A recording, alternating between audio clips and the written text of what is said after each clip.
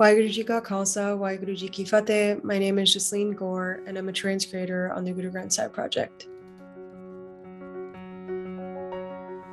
We're excited to announce the release of Guru Arjan Sahib's Gatha Bani. Gatha refers to a song or a verse or a profound discourse, one that we might have with ourselves that goes beyond just simple praise and devotion. There's no rag or musical mode to this composition, but it holds great profoundness within its short saloks. Gatha teaches us through this profound sort of narrative or discourse with the self how to overcome the 5 thieves of lust, anger, greed, attachment, and ego.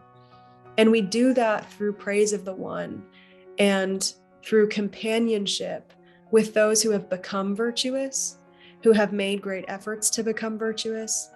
And so something that I've thought a lot about, something that Gatha sort of asks us to think a lot about, is what it means to become fragrant or beautiful. And so the Bani starts with this like imagery of what we do as human beings to sort of make ourselves superficially fragrant, like what kinds of perfumes or incenses or fragrances we apply externally that are so fickle and fleeting because our bodies are kind of odorous. And so the question is like, what kind of fragrance am I pursuing? Am I pursuing a superficial fragrance that comes from somewhere else and leaves so quickly? Or am I exploring a little bit more what it means to be fragrant internally so that I actually am the one emitting that fragrance? I'm not having to like find something to cover up the sort of lack of fragrance that I have. And that same kind of idea is explored later on when the Guru uses the imagery of the sandalwood tree and says, even a neem tree, which those trees are known for their sort of bitterness or lack of fragrance, even a neem tree, when put in the presence of a sandalwood tree, can become like the sandalwood, can become fragrant. But a bamboo tree, which are known for their height, which we can interpret as like pride or arrogance, and their hard shells, which we can interpret as stubbornness. A bamboo tree in the company of the fragrance of a sandalwood tree will not ever absorb that fragrance because they just are too closed to that. They're not allowing themselves to absorb that fragrance. And so that sort of adds a layer of thoughtfulness to this question of what it means to be fragrant, because it's not just about being in the right company and hoping that it rubs off on you. It's about making yourself susceptible to that fragrance, which requires great effort, because it means that we have to sort of tear down our own egos enough that fragrance can enter. It means we have to get rid of our stubbornness enough so that fragrance can enter, and that's not easy.